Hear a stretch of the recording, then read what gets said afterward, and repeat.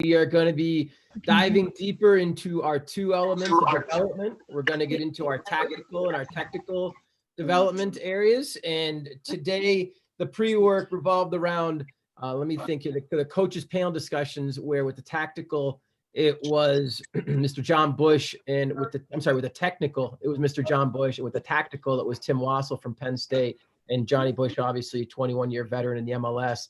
And to elaborate on those topics, today, we are fortunate enough to have with us some great coaches, better people. Rick Stainton. Rick is the current goalkeeper and assistant coach at Georgetown University. He's the former head coach at Seton Hall University on the women's side, former head coach and goalkeeper coach with Sky Blue FC of the NWSL. He has the USSF A license and is the owner of Stainton Sports in New Jersey. Coach Rick Stainton. Rick, great to have you here, sir. Pleasure to be here. I appreciate the introduction and looking forward to the presentation. Excellent. Before you introduce Mark, though, if you don't mind, if I could just make mention, if you guys have a phone handy or a different tab on your computer, I'm sure many of you are familiar with Menti.com and the word clouds. So we're going to be using Menti. So if you could either get a phone or open up another tab on your browser, that would be very helpful. We look forward to it. Awesome. Thank you, sir. Thank you. And also presenting today or coaching today with Coach Rick is Coach Mark Litton. Coach Mark is a 14-year professional indoor goalkeeper coach in the MISL and MASL. He's a 10-year coach with the Milwaukee Wave. He's a 10-year goalkeeper coach with the Futsal U.S. men's national team, and he participated in 3 CONCACAF qualifying tournaments in addition to the 2008 FIFA World Cup. He has his USSF B license and also has his USSF national goalkeeping license. Coach Mark Litton, welcome, sir. Thank you, Rick. Pleasure to be here today. And you gave the shortened version of my bio. We don't have enough time to go through everything. I gave the shortened version to both of you guys. We'd be here all day if we didn't. So I'm just going to turn it over to the two of you. Appreciate your time, and everyone, please focus on Coach Rick, Coach Mark. It doesn't show me. The first thing I'd like to just pull up real quickly is if everybody could mute their lines. Unless you have something to say, then unmute, and otherwise we do get a lot of static and feedback if lines are unmuted. So if everyone could please do that, that would be great. Just to kind of build off of last week's sessions with the other two coaches, Tony and, oh my gosh, it's slipping my mind, Ryan. 5 elements of development.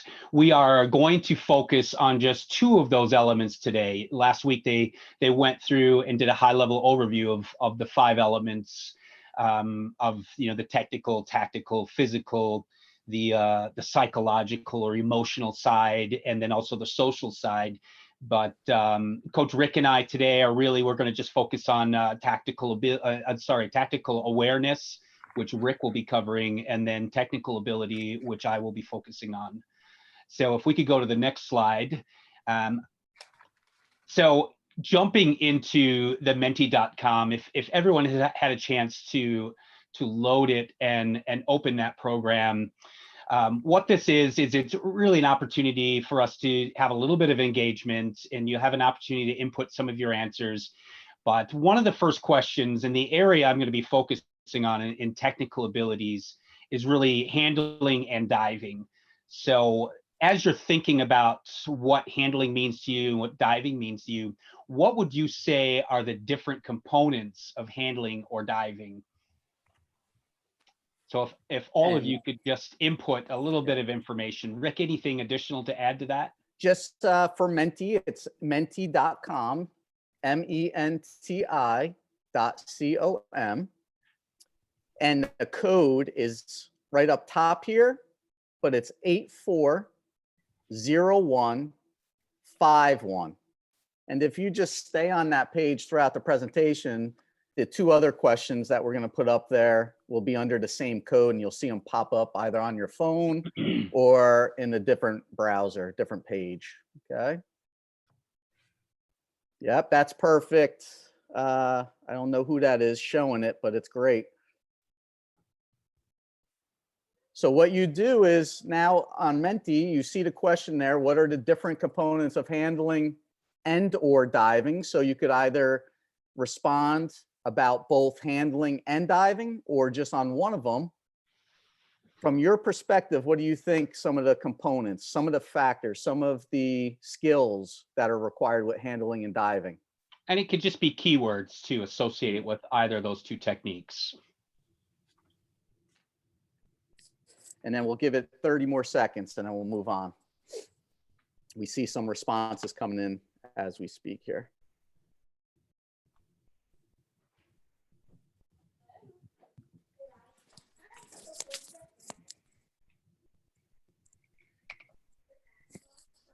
Now, this is a good opportunity for everyone. It's anonymous, so please don't shy away from putting some of those responses in.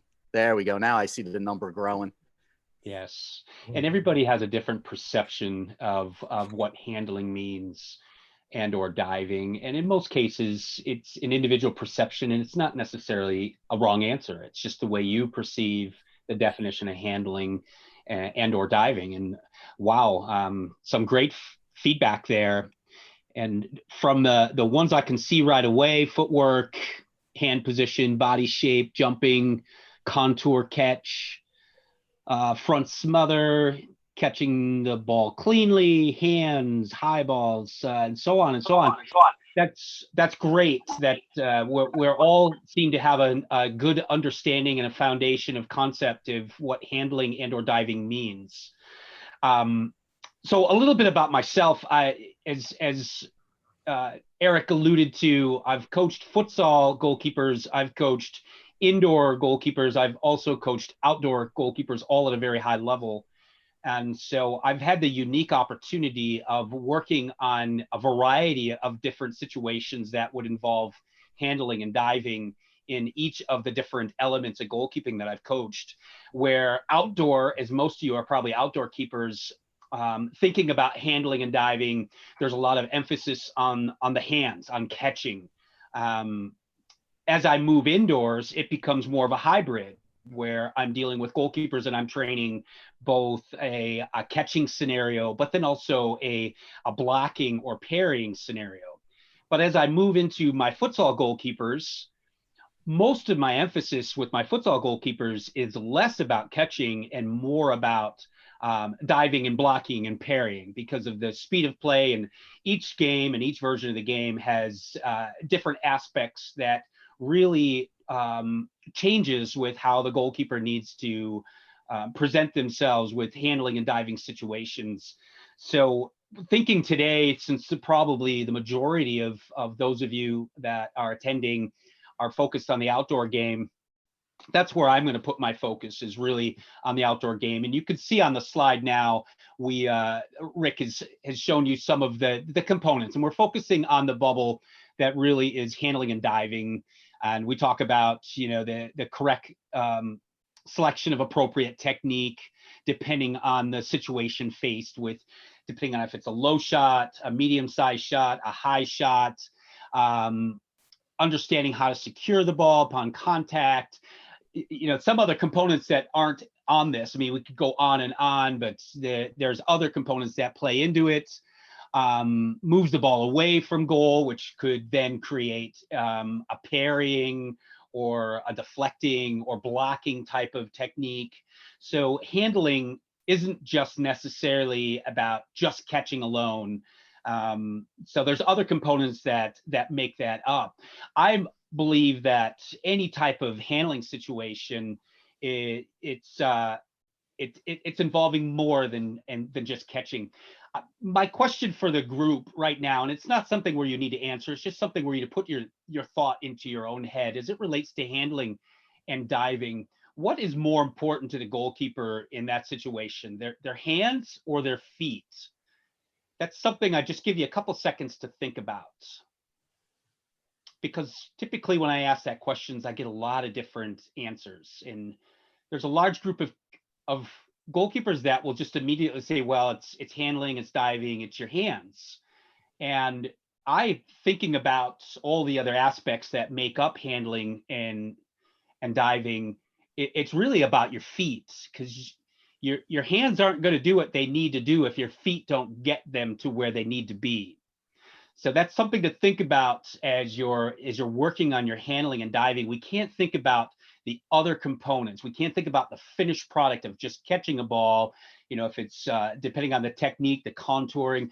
We also have to think about what our feet, or how our feet need to be engaged in the technique. One other thing I want to add about handling, and this is some terminology that I specifically use with my goalkeepers, that in any handling situation, there's 3 planes of movements leading up into handling or diving situations. I call them a positive direction. And typically when I say a positive direction, that's more of an attacking position where you're attacking the ball either out on angles or stepping into the path of the ball, or even when diving out on angles. There's also neutral movement, which is more your lateral movement back and forth. But at times we get caught in negative movement or a negative direction with our handling and diving. And that could be, you know, scrambling back to tip a ball over the bar, getting caught a little bit forward and having to go backwards to make a save. So really, when I focus on my handling, my primary focus is on the positive direction and the lateral direction. But I do also put in the negative, because it's more of a recovery type direction when a ball does get behind you. Positive, the ball is in front of you. Neutral, the ball can be parallel or lateral to where you're at. And then negative situations, it's when the ball gets in behind you. So if we can move on from that, we have a clip, and this is David De Gea, plays for Spain, plays for Manchester United. At one point, he was one of my favorite goalkeepers. He's still up there, but there's some others that are pushing their way up. But we've got a couple of clips here that are going to really emphasize on his handling and diving technique. So we're going to watch this, and then we'll probably go through it twice.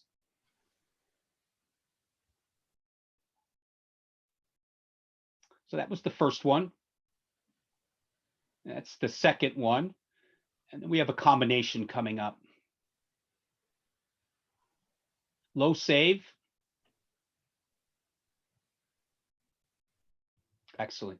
Can we show that one more time, just so that they get a good look? So here's the first decision that De Gea makes.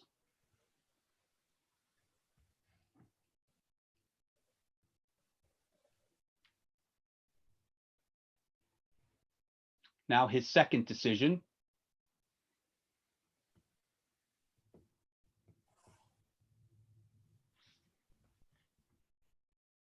And the last one is a combination.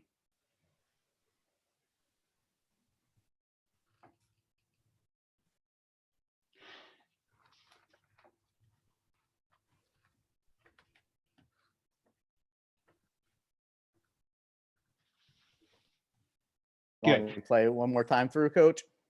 No, I think that's good. So my first question to the group, and this is where you can be a little interactive. For each of those segments, the first segment where ball is hit right at him and he more or less holds his ground, blocks the ball away. Second segment, there's a shot to his low left that he chooses to go down and smother with a save on the ground. And then his third is first making a low save to his right, but then coming back across and making a reaction save in front of the goal. My first question to the group is, why do you think he chose to make the saves that he did in those situations? And you could use any situation, but I open it up to the group now to just give me your thoughts as to, let's just think about the first one, where the shot comes in and he just puts his hands up and it goes back out into play. What are some of your thoughts on why he chose that technique or that decision on his handling? I know a lot of the times that if I do that, it's usually a hard shot. So, and from a weird angle. So I'm assuming that he didn't really like the angle and the shot was probably really strong. That's a great answer. Anyone else want to add? Yeah, I think that it is something along the lines of sometimes if a shot's just too hard to, well, not even that hard, but if it's just a powerful shot and it's hard, hard to catch at the moment, it's better to have a block than that in the back of your own net. Good answer. Anyone else real quick? Just trying to go Those off are of both. that. Yeah, go ahead. Say you attempt to try and catch that, and now that your hands bobble the ball in front of your box inside the 6, someone's there to tap it home instead of a safe parry outside, and now you can regroup and position yourself for a second save if needed. Absolutely, and all of those are the right answer. It's a situation where the distance that the shooter is away from De Gea, the velocity of the shots. If you look at his position, his body shape, he is in a positive movement or a positive direction. He's moving, he's almost attacking the ball with the way he's leaning in, but it was the right decision because it was a hard shot from close range. It could have even come a little bit out of the crowd where he might not have seen or had a clean look at it. So his decision was to close up his hands into fists and box the ball away. Because you're right, if he tries to handle that with a save and make the decision to try and catch that ball and he loses it, he's spilling it right in front of his own goal. He's going to take all the power off of the ball. It's going to drop out in front of him probably 4 or 5 yards. And then he's going to be forced into having to make a second attempt or a second save on the play. Just thinking about the second, that was what I would categorize as a neutral. I'm sorry. Yes. A neutral save. It's just more or less he's going down low to his left. He's put himself, his body shape, his positioning.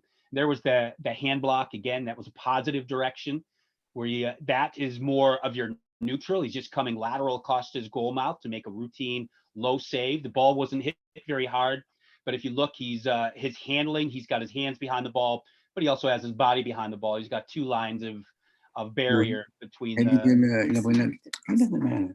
ball and the goal. And then the last clip, he decides to make a low, strong save to his low right. That is looks a little bit neutral, but this is almost right there. That's a great save. First, it's going into a negative direction. He's going back towards his goal line because of where the ball is. He's got great body position, great feet to get him back to where he needs to be. And that is what we would call a recovery save. He made his first save. The ball wasn't cleared out of play, was back in play. He recovered, a little bit neutral, but then he made a great second save. And a lot of that has to do with how quickly his feet work to get him back onto his feet and move back into the direction of putting himself in the best possible position to make that second save. Any questions about those clips before we move on from the technical side of today's conversation?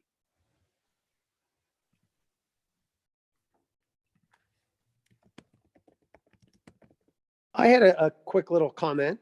Yes. This is Greg Kennedy.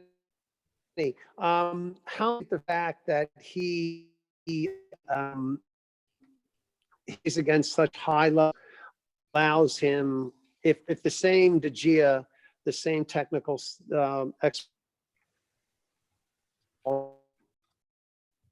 count on the league, or require having to see that stuff regularly before you can actually, play that card, for lack of a better word.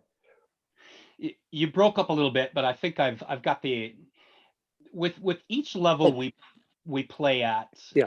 And I'm hoping this will answer the question. With each level we play at, we have to adapt our goalkeeping style to the speed of play, which is a big part of it, because at the younger ages, the speed of play, the power of shots tends to be a little bit less than as we get older. So at times there's more opportunity for goalkeepers to work on their technical skills and really hone in on catching and boxing, parrying, diving. As we get to the higher levels, the speed of play increases. What also has to increase is speed of decision making. What technique am I going to use in a particular situation? The style of the ball today, I can tell you from when I started goalkeeping to today, the ball has changed. It waves a lot in the air. It knuckles. It doesn't have a true flight like it used to. It curves. It dips. And so some of the goalkeepers are put in a situation where it's less about catching. It's more about body shape and positioning and just doing the best that they can to make sure that that first ball is played away from a dangerous situation. Case in point, his first save, decided to close up his fists and box the ball away. Hard to tell from that clip, but the velocity, that ball could have been knuckling, where he may not have got a good clean hands behind the ball to make a catch.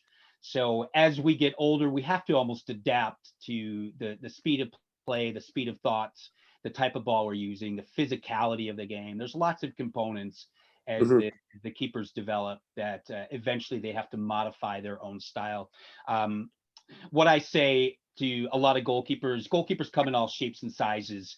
We all create our own goalkeeper style based on our own personal attributes, our own shape, our own size, our height, our width, and we find our advantages. I'm 5'8", and when I played in college, I told everybody I played like I was 6'4", because that's the presence I created as a goalkeeper. So there's no one size that fits all. We all have to find what style as it relates to our diving technique, our handling technique, when we use that, why we're using it. Those are all components that play into the development of individual goalkeepers.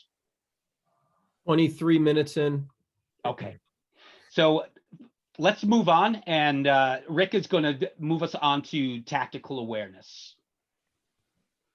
Thanks, Coach. Appreciate it. Great job as well. As you could see, guys, we literally can talk for hours upon hours. You know, we just touched the surface of a little bit of technical work, and same's going to hold true with tactical. You know, tactical awareness, there's so many different topics and aspects of it that we could go in depth with so many things. But my job today is to talk a little bit about support. How can a goalkeeper support their teammates, all right, in a possession and out of possession? And what I want to try to get across in the short period of time that we have is trying to show you some examples of being effective in your positional play to support. So before I get into depth with that, that's kind of when we're in possession, when we have the ball, how can we move the ball to work as a unit to get forward? When you make a save, we're now in possession. How do you distribute it? So the other aspect, I'd like to try to allow you to see pictures of positional play that will help you defend space. And including space, you're looking at the different areas around you, for example, to your left, right, behind, and front, but also while trying to protect that goal. And then trying to give you a little perspective of an understanding of when to come out and when to stay back. All right, these are all tactical decisions that you got to make in milliseconds to help influence the play and support your team that stands in front of you. And then if we have time, we'll also touch base on organization with some defensive set pieces, okay? So before we get into the word cloud, the one thing I would like to mention, and it's a phrase that I continue to use over the many years I've been doing this, is, you know, with technique, with good technique comes confidence. So as you can see, we stack this with technical ability and tactical awareness. So with good technique comes confidence, and then with confidence comes tactics. So if we're not good on the ball, or we're uncomfortable on the ball, or we don't know what to say because we don't understand the positioning of players or how we should be supporting, then that's when we see the quiet goalkeeper. That's when we see the mistakes happen in regards to direction or even misplaying the ball. So obviously technique is vitally important. My job, especially at your age today, is to try to introduce you to some of the tactics that you should be becoming aware of if you aren't already aware of. So with that said, we're going to go back to the menti.com and the word cloud. Okay. And the question simply is, how can a goalkeeper support play? I already threw you a couple little tidbits and hints, but like to see it from your perspective as well. So we'll give you 30 seconds. Go ahead into menti.com, throw a couple responses out there.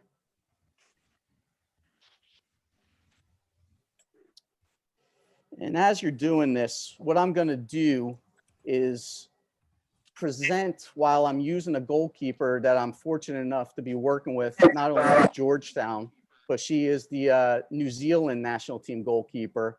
And I have a couple clips from her most recent tournament at the Algarve Cup. And you're going to see that Italy really did put a lot of pressure on them. And you got to see how she became and grown confident on the ball and helped support her teammates. So another 10 seconds or so. I don't see many responses yet. I'm going to press it. Hey, Coach, from my end, it looks like it's just the same screen from before about handling. I'm not sure if you need to update or refresh it. All right. Well, if that's not working, we'll just go ahead and move on. I tried refreshing, but it doesn't look like it is. Thank you for letting me know that. Does anyone want to verbalize some of the responses that they were putting? Well, one way, a big way goalkeeper can support play is just starting attacks. You're the last defender, but the first attacker. So I think, and a lot of goals come from, you know, like goalkeepers like Ederson. You always see them making great passes across the field. People like Stainton, they always start attacks. So yeah. That's a great phrase. And you know, that's transition, not only in play, but transition in thought as well. You just gained possession. So you're looking to either try to counterattack quickly, which is a tactic, okay? Or you're looking to slow down play depending on the time of pressure you've been under. So great response. Yep. Anyone else? Another way you can is like being vocal. Being vocal, communication. We hear that an awful lot. Is there a difference between white noise, which is like static on your TV, and being direct and informative? What do you think? Absolutely, right? So an example of white noise might be just you continuing to cheer on and telling them good job or go get it. You want to try to minimize the white noise and be more directive. And that comes with obviously understanding the game a little bit more and growing in your own technique to be able to tell them when to go in and make a tackle. Where should they be applying the pressure to keep that attacker out? Okay. So that's another great response. Knowing the difference between your communication.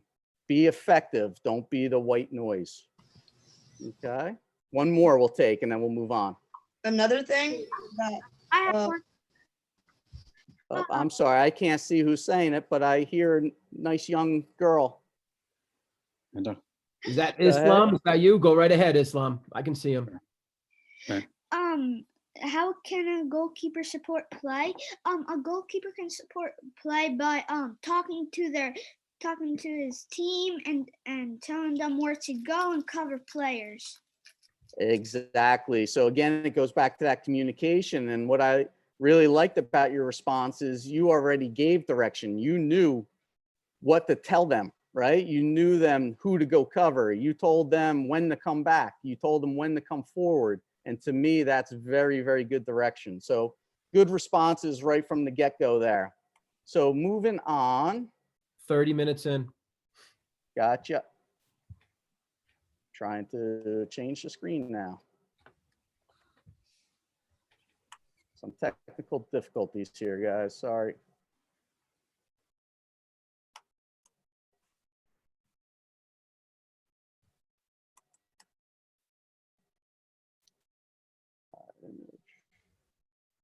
Give me another second here. Just gonna stop the share real quick. Restart it. Looked like it froze.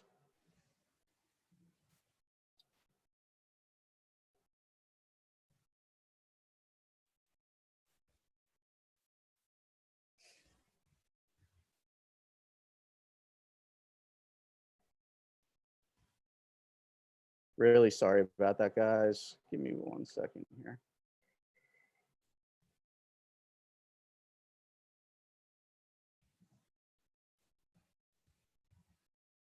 Do you guys still see the same screen? I apologize. That's okay. Coach, what I'm going to do while you're fixing that, I'm just going to introduce the 5 coaches who are going to be involved in Yes, the breakout please. rooms, if that's okay. So therefore we Yeah. can transition right into it. So in a moment, what we're going to do is break into our breakout rooms with five coaches. All coaches here are college goalkeeper coaches. We have Nick Hills, who is the goalkeeper coach at Muskingum University on the men's side.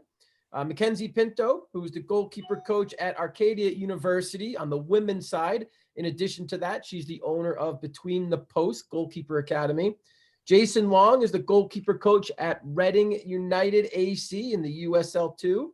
Mark Nowak, Fort Hayes University on the women's side. He's the goalkeeper coach and assistant coach there. And Chad Prickett, who is at Ohio Wesleyan. He's the GK coach for both the men and the women. And he's also the owner of the Columbus Goalkeeper Academy. So when we get put into our groups, you're going to have 5 college coaches in there to discuss the topics at hand.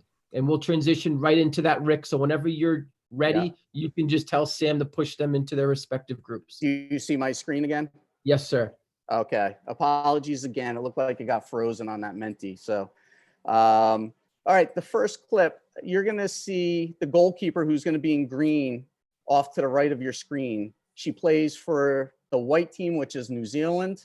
And what I want you to see here is the way that they play back to her. So again, in possession, she's going to be in an effective position to go ahead and get the pass back.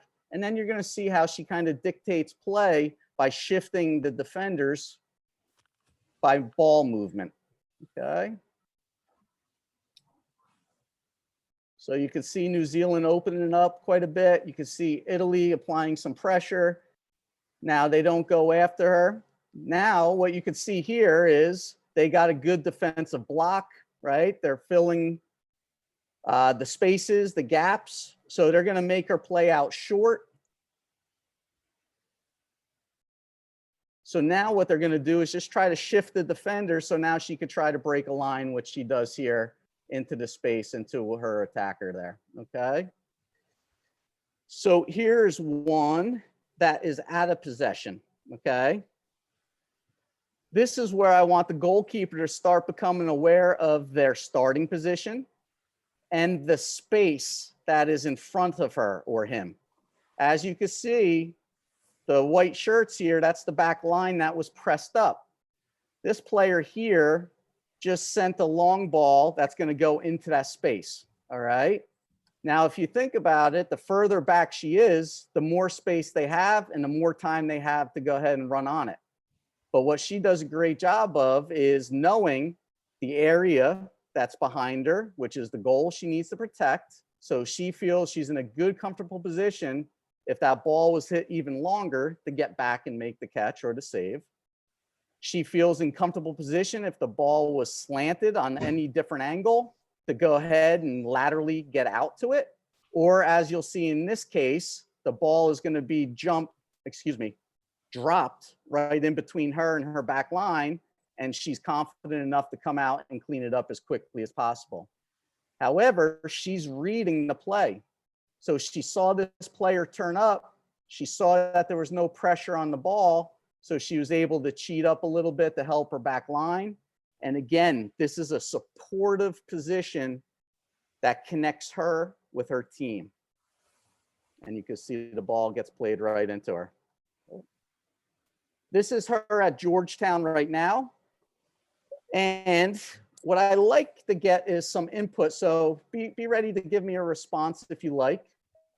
You're going to see she typically plays high as a goalkeeper, and her team absolutely loves it because when you play higher up on the field, obviously your defenders can move up and become more compact. They have faith in the goalkeeper to go ahead and play or clean up anything that's behind them.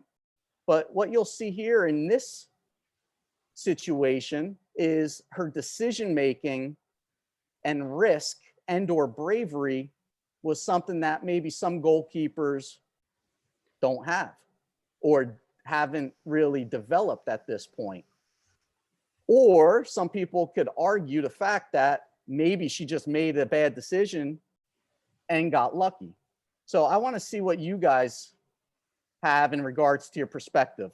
So you saw the long ball sent, right? You see how high she is. She was actually dropping back in this moment, okay? But then she decides to stop right there. Now, if you noticed, if she's not there, this striker is going to get in and probably have a finish because the defender misplayed it. However, her starting position allowed her to come out, make a block save, right? Now it allows her defenders. Again, she supported her defenders. She was like another covered, she was another covered defender in that situation, okay?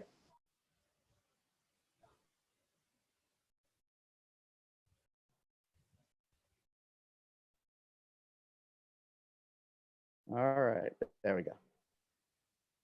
Okay, nice block save. As she continues, now she notices the defender's back is facing her goal and she's got pressure on the ball. So what do you think you'll see her do at this moment? Does anyone have an idea? I would assume that she would probably back up into the goal to like get a better angle on the shot. Yep. So you're thinking because of the angle, she's going to go ahead and retreat a little bit. Good. I like that. She does drop back. Great. Now, if you noticed her head, she was looking at her positioning. She was trying to find the center. She obviously is pulled out a little bit more than she probably should be or needs to be. Okay. But she could see what the pressure's like. And she noticed that the girl couldn't turn up to go ahead and get the shot off. So that actually wound up being a really good save in my assumption. Anyone else think anything different on that? Is about if she looks always on the ball. She's always looking on the ball.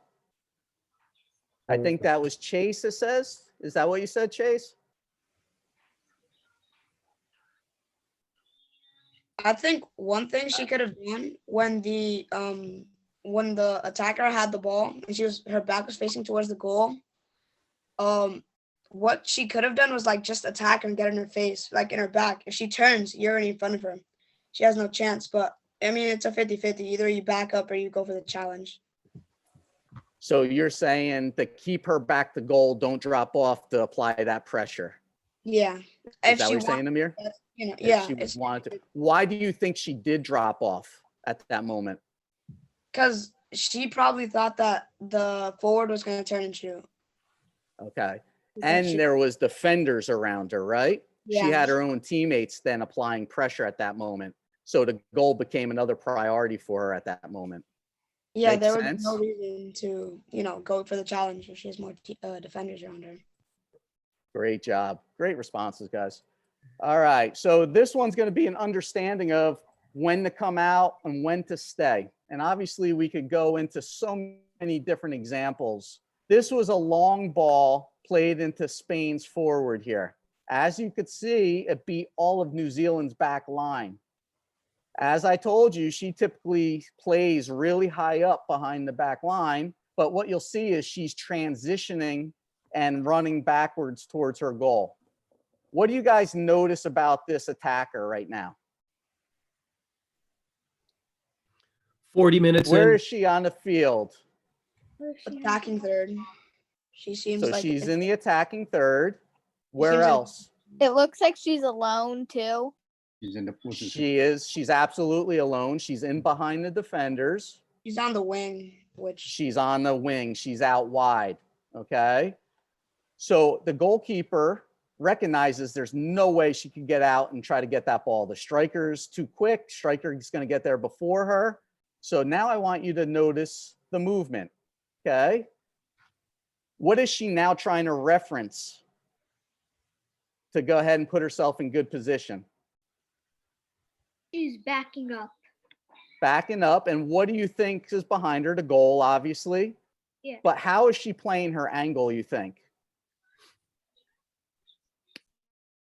The post. Okay, so she references the post, but also the middle of the goal, correct? Okay. So Yeah. now you saw her. She even took a peek over her left shoulder. She now knows where the post is. Now, if you drew a straight line from the ball to the middle of the goal, you could see her body splits that angle.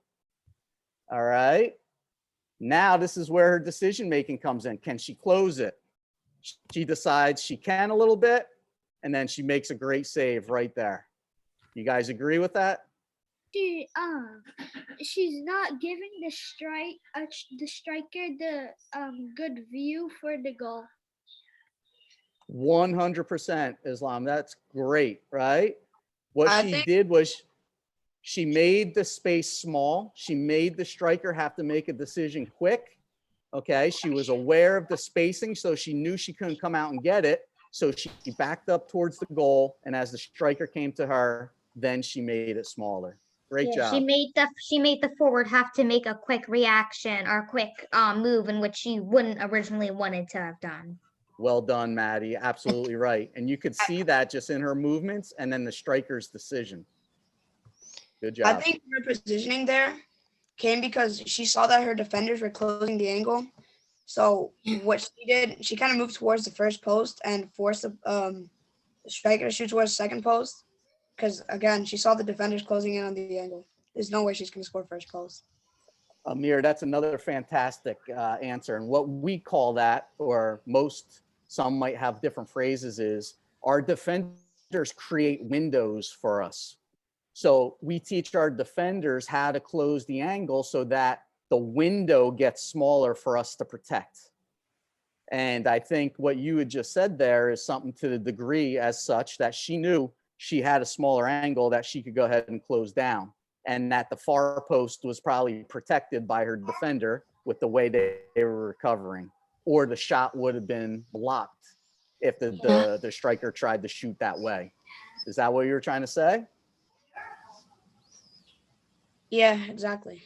Perfect. All right, moving on. One more quick clip. Rick, I told you we were. Rick, Yeah. can we move into the breakout rooms? We're at 45 Yes, we minutes right can. now, Yes, and we we need some time can. for that. Thank you. Okay. Thank you. So Appreciate it. what we're going to do is we're going to go into our breakout rooms.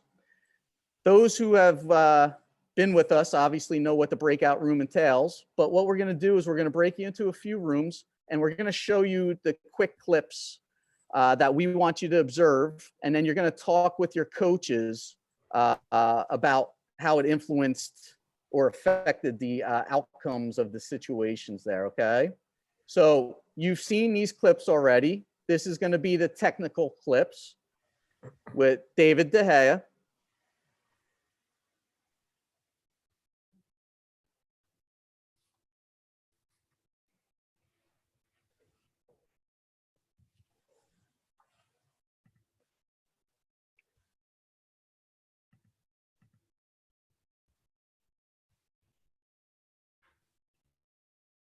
All right, and now for the tactical aspects, excuse me, is going to be Aubrey Bledsoe.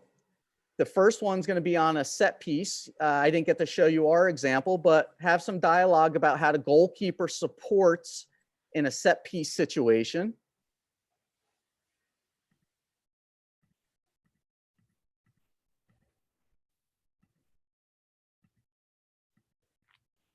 You'll see a lot of technical things in that one as well.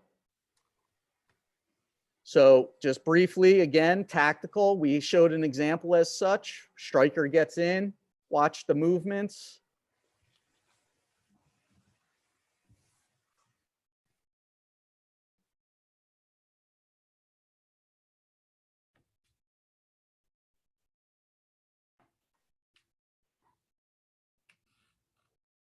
And so when you go into your breakout groups, your coaches will ask similar questions to above, just kind of what aspects from each, technical and tactical, did you think was most influential? Okay, what helped or hindered the goalkeeper in these situations? And was there one element that you thought was more important than the other? All right, so Coach Eric, once you guys are ready. Yep, real coaches, all 5 of you, are you comfortable? It's not necessarily a tactical versus technical angle. You have 3 questions, come back with answers to those 3. Everyone's understood? Silence is acceptance, thank you. Group, real quickly, leaders or coaches, find a leader right off the bat, right? Make sure they're gonna present back. 2, everybody, if you can put your video on, it makes these rooms more comforting and easier to speak to as opposed to a black screen with a name upon it. All right. Unmute everybody, please. And coaches, you have 7 to 8 minutes. It's going to be quick. So get right into it, please. Thank you. Go right ahead, Sam. Thank you. No worries, guys. Enjoy it, guys. Make sure you're really interactive as well. There's no wrong answers. So whatever you can think of, speak your mind. Okay. It's your chance to show everyone your knowledge and yeah, just embrace it and enjoy it. Okay. Here we go. I want a question. You just click on the join logo on your screens. It will send you to a different breakout room.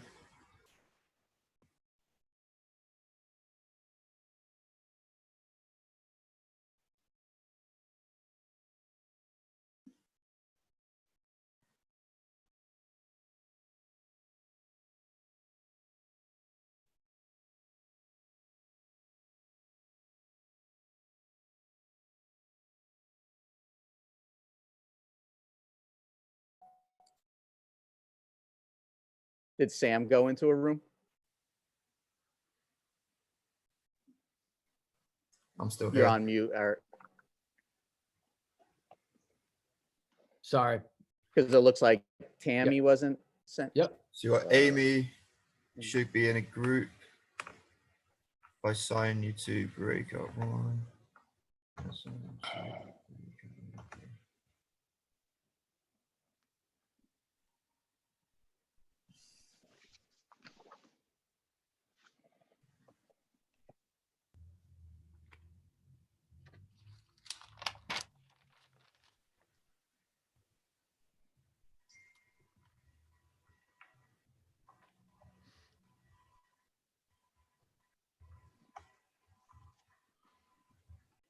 It's on. Can you pause that one more time? Just wait for everyone to get back in before we start recording again. Yep. Give me a second. 8 more people, I think. Yep. Here they come. Next they're gone. All right. Yep. So it looks like we got everyone back.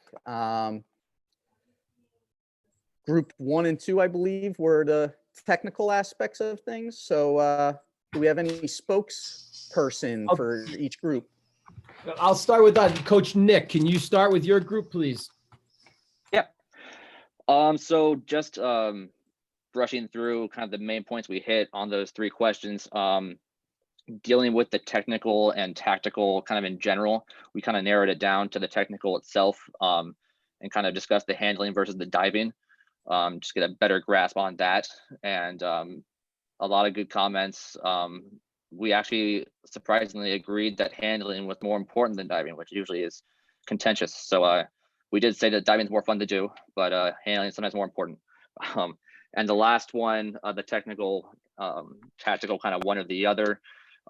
Tactical was actually the first response, and then we kind of discussed how it's one over the other isn't really as important as you might think. They're both incorporated by every situation by situation. Nice. Anyone else from his group, Nick's group, want to add to that? Nick, all right? Yeah, Kayla was the leader. She did well. So did the rest. Awesome. Awesome. Mackenzie, turn it over to your group if I could. Eli's going to lead for our group. We talked about a couple various things. I think we touched on my keepers. They said how there was both technical and tactical. They saw in most of the scenarios, different elements. So I think Eli is going to touch on a few of those for us. I saw the New Zealand goalkeeper, her like awareness where the net is, like always checking her shoulder. And for De Gea, I noticed like how he moves his feet to like get himself positioned for a shot. That's great, Eli. So now, do you understand, or how would you rate the importance of footwork in goalkeeping? I think footwork is like more important than like diving and handling, because if you can't like get yourself ready for the shot, like you're not even in position for it, so it's most likely gonna go in. So follow me on a phrase I'm going to say, because, obviously the legs and the feet are vitally, vitally important. And what I try to preach is our feet lead our hands lead our body. So when you think about the collapsed dive, obviously you're moving your feet to get yourself in a set position. At times you're now driving with the leg to bring your hands towards the ball, correct? Yeah. And then as your hands are going to the ball, that's what's now leading your body to go in the direction it should be going into. I know Coach Mark really preaches like nose over toes, and that still gives you the same type of thought process where your body is forward as your hands are driving forward, but it's really your legs that lead you to those points, and then the body follows with it. I'm just going to throw in real quick. Your feet are the foundation of all of your handling, diving, any type of movement. It all comes through your feet. Great. Eli, you want to talk about, we discussed kind of some scenarios that they may have been in their own games where they felt that they, may need to be, where their footwork was very important and where they could, use a little bit more, I guess, practice for themselves. Eli, you want to touch on what you were saying about, corner kicks or crossing and the header? Yeah, so we had a game. I had a game, and the team like practiced their headers a lot, and they scored like 2 goals off like corners from headers. And I gotta work on like my ready position, like moving like my feet with the ball to like position my shot for the header. So there's obviously quite a few different technical aspects to that as well. But let me touch on a tactical part of it too. How do you feel your starting positions may be, Eli? Well, I usually start like towards the front of the net, like a step closer to like the side of the corner. And then when the ball like comes into the box, I usually like move, like open my body up to like the face of the net. Okay. I think we decided he starts a little bit high on his corners. Yeah. Okay. Now, there's some reasons why you might do that as well, as maybe you have more confidence going backwards than you do forward. Okay. Some might cheat off their line a little bit more because they don't feel they could get to certain parts of the field or areas to expand their range. Some might stay closer to their goal line. So there's a lot of different techniques and tactics. Obviously, we can't review every single one of them right now, but it sounds like you had a good starting point with Coach McKenzie in there. Cool. We move on to the next group. Yes, please. Jason Long, Coach Jason. Hello, everyone. All right. Ours quickly transitioned to dealing with corner kicks and set pieces and a lot of the tactical side of it. So Natalie was our leader. She can talk a little bit about what we did. We were talking a lot about how you position your players and that you should position them by size and not by really anything else, because you shouldn't have like someone who's like 5'9" guarding a 6'4" person. You should try and equalize that size. And we were also talking about using quick words when yelling out orders to our teammates, because like you can't have a conversation with them. So you gotta like just use the key words, just like, yeah. We were also talking about you got to follow the ball when it's kicked, and that backing up sometimes can give you that half second that can be the difference between a save and a goal. And when we were also talking about when you bat the ball away and it's like a 50-50, you don't know which team will get it. You like yell away and push up to try and confuse the other team so your players can get the ball and push up.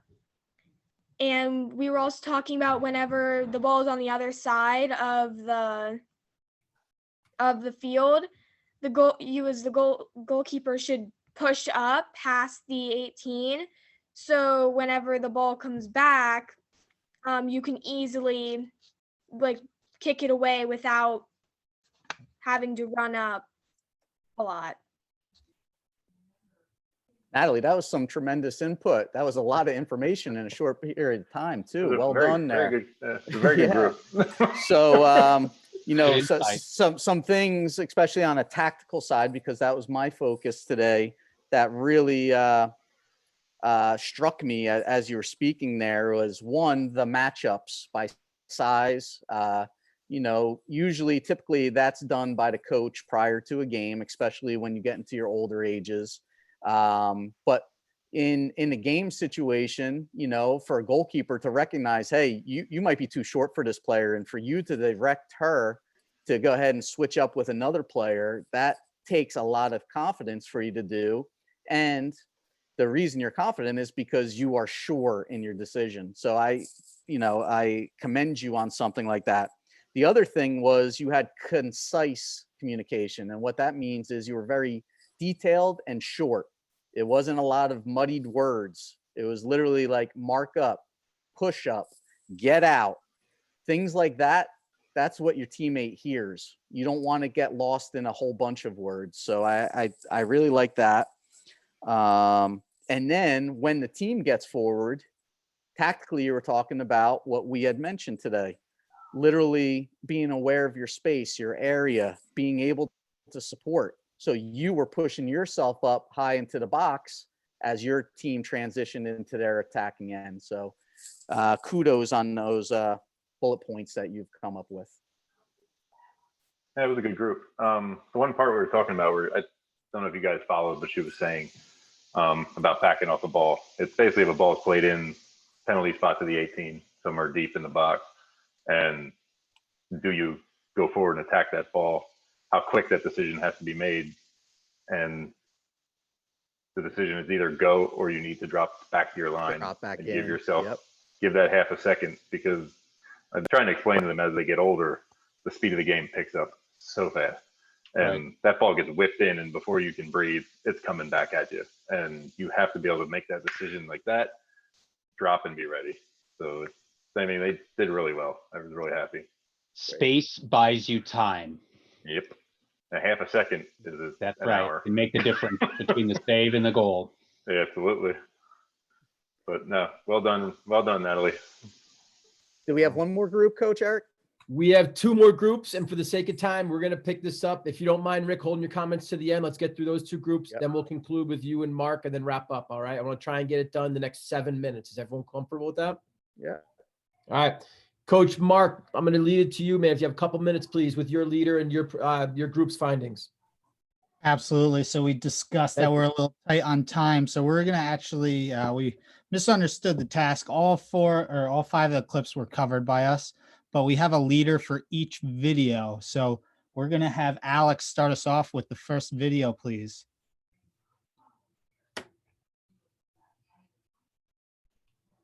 Okay. So, De Gea's positioning was really good for, like, how do I explain this? We spoke about how he got into his positioning, right? Yeah. And how did he do that? Like he shuffled to get like in front of the ball and cut down angles. definitely. He had the proper technical footwork, right? Mm-hmm. And tactically knew where to stand. Now, Maddie, can you lead us through the second video? Yeah, so through the second video, we were talking about the technical skill of how he made it easier for himself by having good footwork on that. He made the easy low diving save. He had good positioning. He was like really on top. He was on top of the ball. He tactically, he was like he looked really prepared. He was in position. Like he was in a good place to make the save. Thank you very much, Maddie. And then we had Chris leading the third save there, right? So, in the third save, I think the technical side is really important because he had to recover several times, because if he made the first save and then it went, to the corner, and then he had to recover and make another save. We spoke about how it was really good where he blocked the first one too, right, Chris? Yeah. Yep, because he was in a good position and had some time to recover. Now, Braden, can you lead us for the fourth one, the corner here? Yeah, for when she had good attention, and she had good eyesight on the ball and good footwork What did that lead to? that lead to a save. Yep, she was in good proper positioning because she was tactically aware of where the ball was going, right? Yep. All righty. Thank you guys so much. You did awesome. Thank you, Mark. And finally, Coach Chad, want to end with your group. Thank you. Perfect. I'm going to have Amir talk to everybody. Real quick, we just focused on the first De Gea save from short distance, which he got a strong right hand on. So Amir, if you can give everybody a little bit of insight on the technical ability and tactical awareness he used in that clip.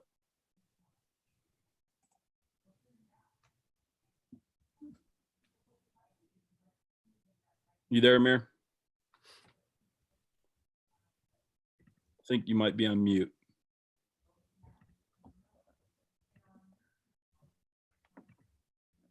You're good. Go ahead and try again.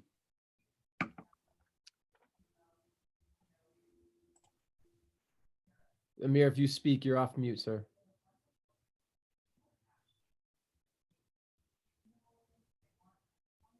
Mark, I'm sorry, Chad, you want to take it, or Amir might be having difficulties here. Just real quick, we talked about his positioning, which the last group did a great job hitting on, getting his feet across, being in the right spot to be successful, then also being balanced, so not leaning one way or the other.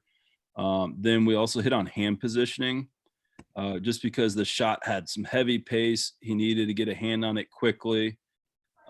Then tactically, one of the things that we discussed there was where the rebound was put. It was put out wide, where in the event that someone on the other team does get the ball, it's in an area that's not dangerous, as opposed to if it hit his hand and it laid somewhere in the middle. So the group did a pretty good job. We dove into this, just this one play. They did a good job.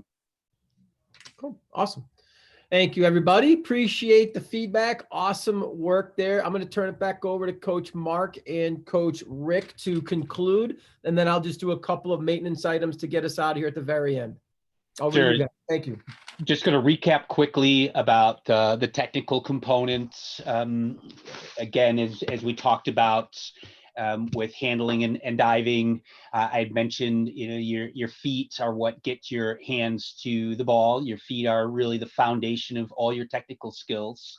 So don't neglect those as you're training. I talked about the three planes, the positive nose over toes, attacking the ball, the neutral, lateral, and then we saw in the De Gea clip, he really had all three of those in, with sometimes going into a negative or recovery mode where you have to go backwards to get yourself into a saving position. So just a lot of high points today that we touched on. We could talk for hours just on handling alone, but just some things for you to take away from today's session.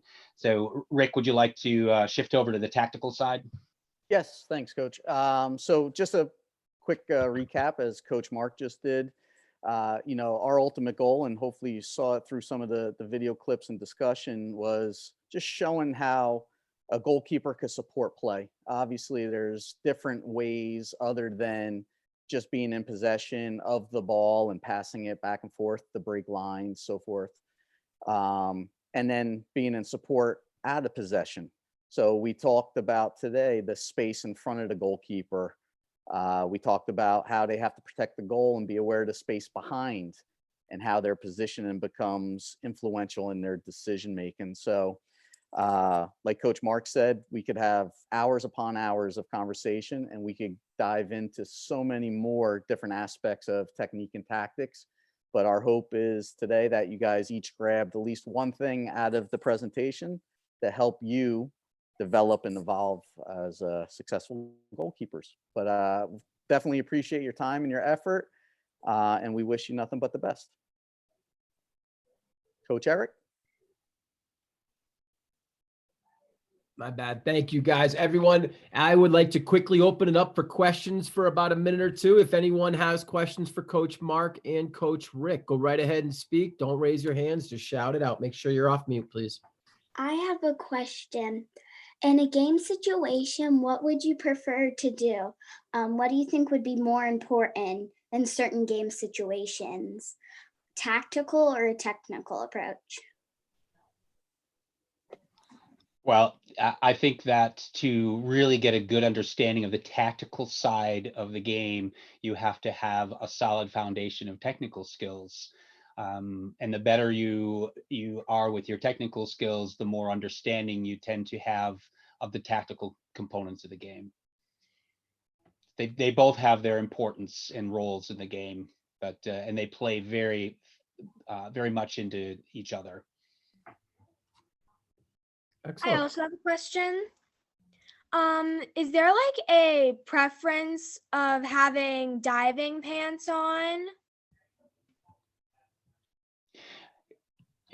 We all have different surfaces that we train on, and I think for example, when I train my indoor guys and my futsal guys during games, they may prefer to wear short sleeves and shorts, but in training sessions, knowing there's a lot of repetitive activities that go on, I make sure that they're well protected. They're wearing long pants, elbow pads, knee pads. They may not choose that during games because they don't have as much repetition, but in training sessions, I'd say to protect yourself from injury, which injury can lead to technique falling off. Protect yourself with whatever you need that makes you feel comfortable in repetitive activities. Okay. Take one or two more questions if they're out there.